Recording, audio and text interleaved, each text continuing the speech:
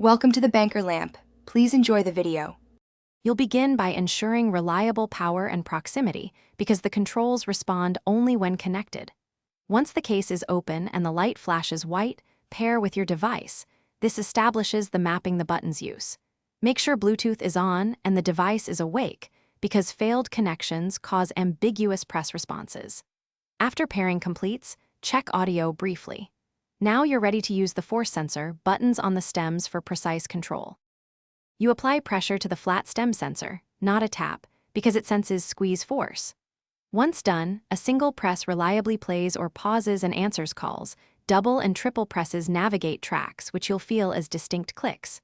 Press and hold switches noise control modes. Hold until you hear the chime to confirm.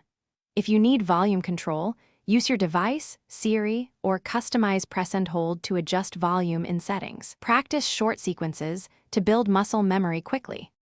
You finish by tailoring the press and hold behavior in your device's Bluetooth settings because personalization prevents accidental mode switches.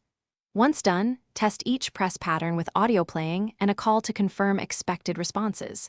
If buttons stop working, reset the AirPods, place them in the case, hold the back button about 15 seconds until amber then white, then repair. One tip: update firmware regularly. Outdated firmware is the most common cause of Thanks for watching. If this was helpful, leave a like and consider subscribing. See you next time.